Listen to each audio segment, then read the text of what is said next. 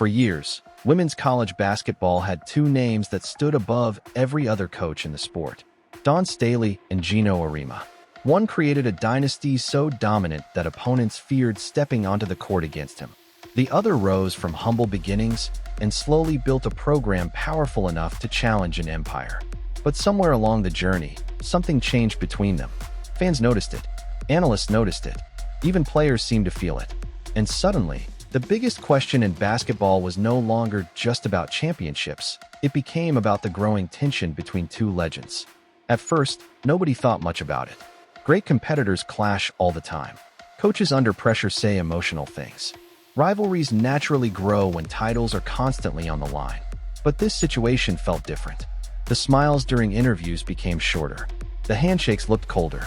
Every matchup between their teams suddenly carried an energy that felt heavier than basketball itself.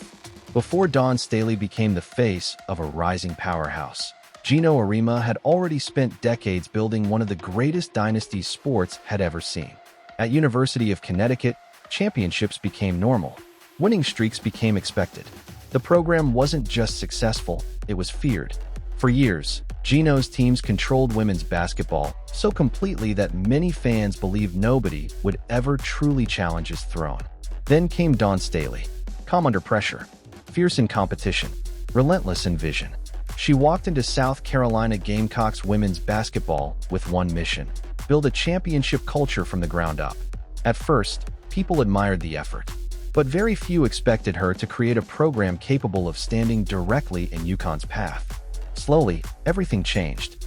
South Carolina started winning bigger games, recruiting elite players, filling arenas, dominating nationally televised matchups. And with every victory, the whispers grew louder. Was Staley building the next dynasty? More importantly, was she threatening Geno's legacy? What made Dawn's rise even more powerful was how deeply players connected with her. Fans saw more than a coach. They saw a leader who protected her athletes, defended women's basketball publicly, and carried herself with confidence no matter the pressure.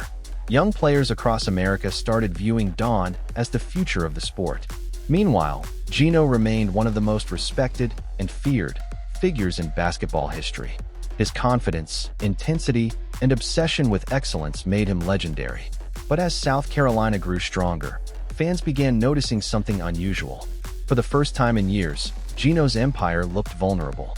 Then came the moments that sent the internet into detective mode. Press conferences where comments sounded slightly sharper than normal.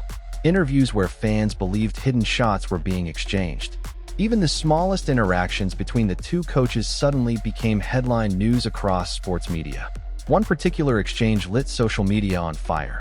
Cameras briefly captured what many viewers described as a tense interaction after a major game. Nothing explosive happened publicly, but fans immediately started analyzing every detail. TikTok clips spread everywhere. YouTube creators slowed down the footage frame by frame. Comment sections exploded with theories overnight. Some fans insisted people were overreacting. Others believed years of competition had finally created real personal tension. And honestly, that uncertainty made the story even bigger. Nobody knew the full truth, but everyone felt something had changed. What truly made this rivalry trend worldwide was the symbolism behind it. To many viewers, it wasn't just Dawn versus Geno. It felt like old-school dominance versus a new era of leadership. Tradition versus transformation. One dynasty fighting to stay on top, while another powerhouse rose with unstoppable momentum. As the rivalry intensified, every game between UConn and South Carolina started feeling historic before the ball was even tipped. Crowds became louder. Media coverage became more dramatic. Sports analysts debated endlessly over which coach had the stronger influence on women's basketball. And then the fan wars truly began online. Supporters of Geno praised his championships, experience, and unmatched legacy. Dawn's supporters argued that she had transformed the culture of the sport and empowered a new generation of athletes. Every debate became emotional. Every opinion section turned into chaos. Some viewers even believed Geno underestimated Dawn early in her coaching rise. Others argued he respected her greatness but hated seeing another program take control of the spotlight he once owned completely. Whatever the truth was, fans became obsessed with reading between the lines.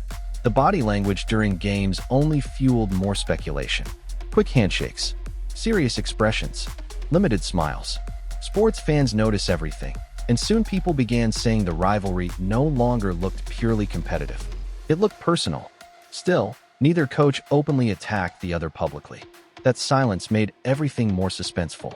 Instead of dramatic arguments, the tension lived in subtle moments. A carefully chosen quote, a post-game reaction, a look captured by television cameras for only a few seconds. And maybe that's why this rivalry became so powerful. It never fully exploded publicly. It stayed mysterious. Fans were left connecting dots on their own, creating theories that spread across social media faster after every matchup. Behind all the tension, though, there was still undeniable respect. Don knew exactly what Geno had built over decades. Geno understood how difficult it was to create what Don was creating at South Carolina. Sometimes the fiercest rivalries grow from two people recognizing greatness in each other while still refusing to lose. But pressure changes everything. Every championship run raised the stakes higher. Every victory shifted the narrative. Suddenly people started asking a shocking question few would have imagined years ago. Had Dawn Staley officially become the new face of women's basketball? For longtime fans of the sport, the rivalry became emotional because it represented change happening in real time. They weren't just watching games anymore. They were watching the possible passing of an era. Even players seemed aware of how massive these moments had become. Every matchup carried intensity from the opening whistle. Commentators spoke differently during these games. Crowds reacted louder, and social media prepared for drama before every single meeting between the two programs. The craziest part is that nobody outside their inner circles truly knows what either coach genuinely feels deep down. Maybe the rivalry is simply intense competition between two legends desperate to win. Or maybe years of pressure, comparisons, and constant media attention slowly created something deeper than basketball. Whatever the truth may be, one thing is undeniable. The Dawn Staley and Geno Auriemma rivalry has become one of the most fascinating stories in modern sports. It's emotional, mysterious, competitive, and impossible to ignore. Every future matchup now feels bigger than the game itself. And perhaps that's the real reason fans cannot stop talking about it. People love greatness, but they love tension between greatness even more. So now the question goes to you. Has this rivalry become personal, or are fans reading too much into competitive passion? Drop your opinion in the comments because this debate is only getting bigger. And if you want more powerful stories, hidden sports drama, emotional rivalries, and unforgettable moments, make sure you like, subscribe, and share right now. Stay locked in with Celecore TV, where every story feels bigger than the scoreboard.